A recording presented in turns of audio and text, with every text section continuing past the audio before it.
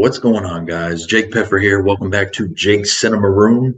Today I'm continuing my Scream recap, and I am now up to Scream 3, which came out back in the year 2000.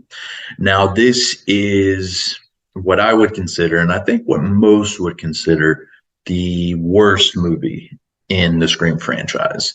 Now, like I've said in my previous videos, the Scream franchise does not have a bad movie, so I do not think this is a bad movie.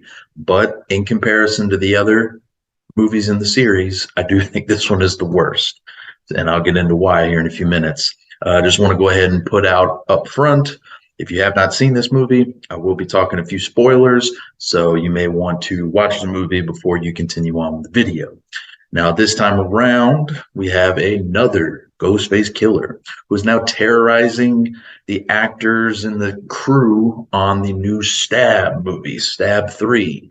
So there's a lot here that does work, but I feel like a little bit more that doesn't work, and that's why this one, for me personally, just doesn't do much for me, honestly. One problem right off the bat, Neve Campbell, she's back as Sydney, but at the time she was shooting this movie, she was also shooting something else. So her screen time is very limited. I think she's only in about 18 minutes of this movie. And for her to be the star and, kind of the main point of the Scream series, it would have been nice to have a little bit more of her in this because she's a really good actress. She's really good in these movies. And, not getting the typical amount of Sydney that we would see in these movies is unfortunate, and it definitely doesn't bode well for the movie. Courtney Cox and David Arquette are both back once again. However, I feel that this is both of their worst performances out of any of the movies here. Now, I will say a lot of the kills in this movie actually do work for me. Save for a couple, but there are some tense moments throughout. The horror here still works for the most part. To me, on this one, it feels like the comedy is what's really lacking.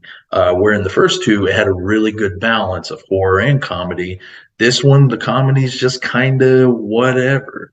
Not to say that there aren't some laughs here. There's some genuine funny moments, but a lot of the time it feels like there's some parts that are unintentionally funny.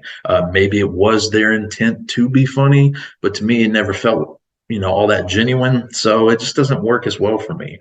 You have a whole cast of new characters in this movie, none of which are all that interesting. The two that maybe shine the brightest are Parker Posey, who plays Gail's character in the Stab movie, and then Dion Richmond, who plays a character that's similar to Randy from the previous movies. Both of them are doing their best. Dion Richmond has some good one-liners, and even though he's not in the movie for very long, he makes the most of the time that he's given. Parker Posey is over the top as hell, but it works well because she's playing off Courtney Cox and kind of poking fun at that character, and I think she actually does give a really good performance. But everybody else in this movie just, I don't know, there's something going on here that it doesn't feel right, and a lot of them just don't feel like they really want to be there, or they're just not all that interesting, or their characters are just written in a way where who could really care? You do have Kevin Williamson back writing the script once again. This time around, though, it just doesn't seem to be all that tight compared to the first two movies. Wes Craven is directing once again, and while his direction does save some of this from being a total disaster, it just doesn't feel like he has his hearts in the right place on this particular one. And that's a shame because, after a fantastic first movie, a good sequel to follow it up with, this just left me very disappointed, and it's one I've always never been a huge fan of. Two things I have to say that are the two biggest problems with this movie for me. One is the voice changer in the movie. They have this voice changer, which they've had in the previous, or they've had ones that are similar in the previous movies where they use the Ghostface voice. Okay, no problem.